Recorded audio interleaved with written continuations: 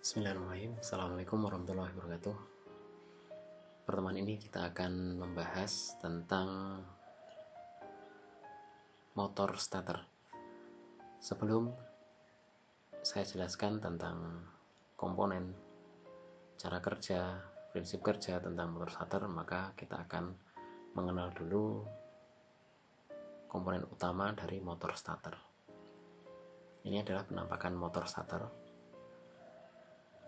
Adapun komponennya adalah ada feed coil, ada brush spring, magnetic switch, drive lever, kemudian pinion gear.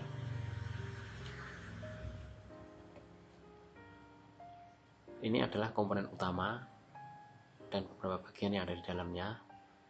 Nah, magnetic switch ini adalah bisa dikatakan sebagai saklar yang akan mengaktifkan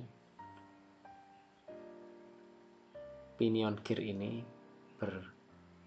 berkoneksi dengan flywheel sehingga mesin akan di start.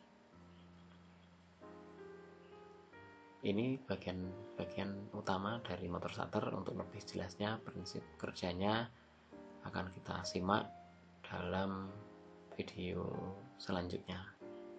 Berikut adalah tampilan di mana motor starter mulai bekerja. Sebelumnya saya akan menyampaikan dulu beberapa terminal yang akan lebih jelas daripada gambar yang tadi.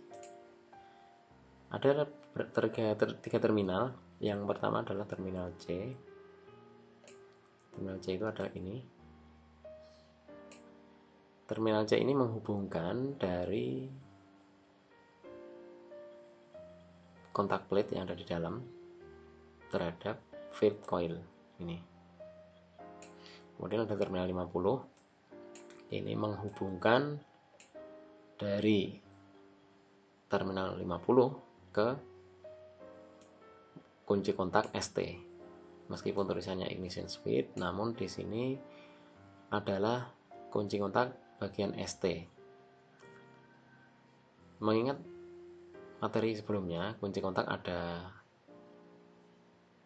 yang 3 kaki, ada yang 4 kaki. Yang 3 kaki adalah B atau baterai, IG atau ignition pengapian, dan ST adalah starter.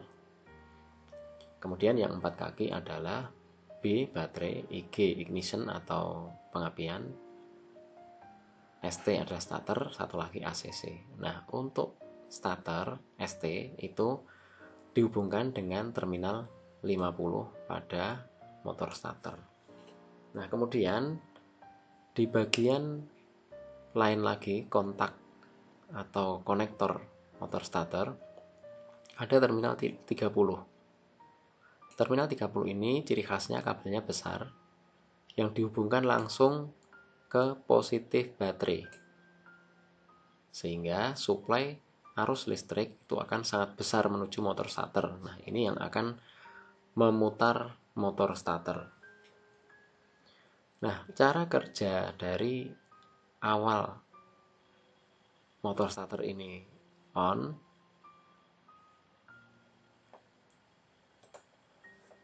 adalah sebagai berikut.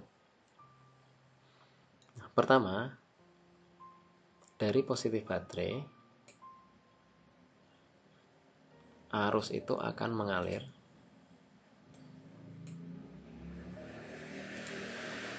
dari positif baterai. Ini terminal 30 yang kabelnya besar, namun sampai sini dia berhenti karena kontak plate ini belum nyambung ke sini. Nah, kemudian selain itu aliran mengalir ke kunci kontak menuju ke terminal 50. Ingat, ini kabelnya sangat kecil, kabel yang ada di kunci kontak, sehingga arusnya sangat kecil.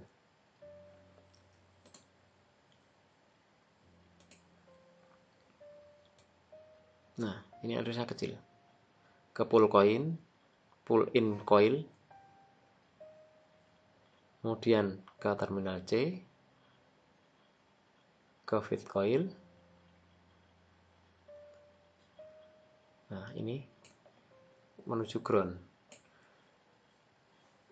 Karena arusnya kecil, maka motor starter ini belum mampu berputar. Lalu apa fungsi dari arus yang kecil ini?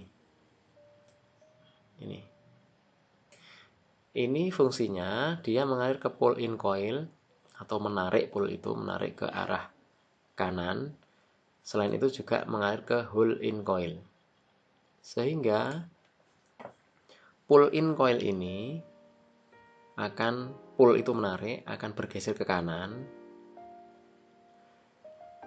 Sehingga kontak plate ini akan nempel di sini.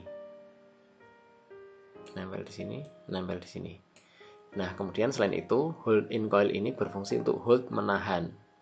Sehingga kontak plate ini akan menempel di dua konektor ini, sehingga akan menyambung. Yang ini nanti akan mengalirkan arus yang besar. Nah, coba perhatikan gambar berikut. Ini adalah detailnya.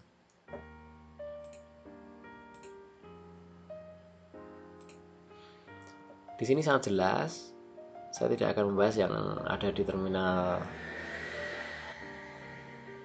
50 ini.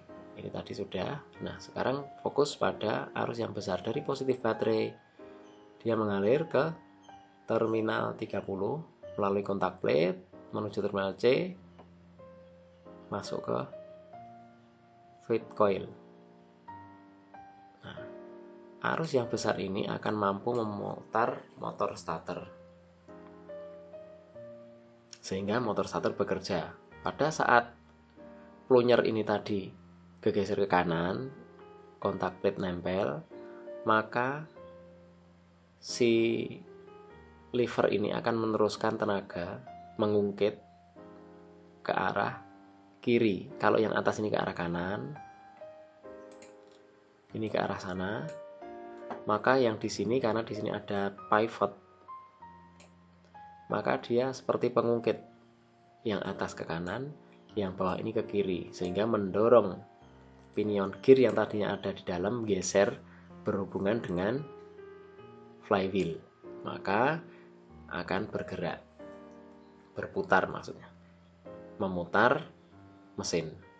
Nah, dari sini maka mesin akan hidup. Lalu pertanyaannya, kenapa kok ini saat bergeser ke kiri kok tidak menabrak secara langsung flywheel? Nah, di sini ada mekanisme namanya screw spline. Ini. Dia seperti ulir, sehingga saat mutar pelan-pelan tadi, karena arus yang kecil tadi, dia mutar pelan sekali, sehingga dia berusaha mengepaskan antara pinion gear dan ring gear, sehingga dia tidak nabrak pada saat start awal. Ini prinsip kerja dari motor starter di awal. Nah, ini kejadian ini sangat cepat sekali, hitungannya mungkin detik. Namun jika saat kejadian ini diperlambat, maka ceritanya seperti tadi. Nah, setelah kunci kontak dilepas, maka ini ignition switch ini akan terangkat, maka alirannya akan putus. Ini juga terjadi sangat cepat, namun saya akan menjelaskan secara perlahan bagaimana proses ini terjadi. Pada saat terminal start ini off, maka yang terjadi adalah dari positif baterai dia tidak bisa mengalir ke terminal 50, namun sesaat masih bisa mengalir ke terminal C. Nah, ini masih terjadi di sini.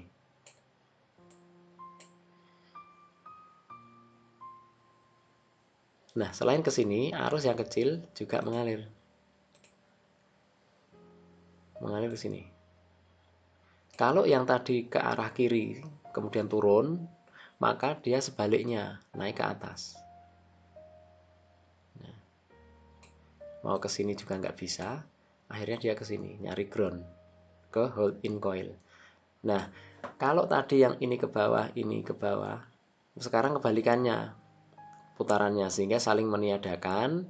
Akhirnya si kontak plate ini akan lepas. Selain oleh gaya netral putaran magnet ini, maka ada yang namanya return spring. Ini akan mengembalikan ke posisi semula sehingga pinion gear ini bergerak ke kanan, dan akhirnya pinion ini akan terlepas dari flywheelnya. Ini kejadiannya juga sangat cepat sehingga tidak bisa kita amati secara kasat mata saat praktek. Mungkin ini sedikit cerita tentang cara kerja motor starter. Untuk lebih jelasnya akan kita sambung lagi saat nanti sudah bertemu di sekolah dalam praktikum motor starter. Banyak kurangnya mohon maaf. Assalamualaikum warahmatullahi wabarakatuh.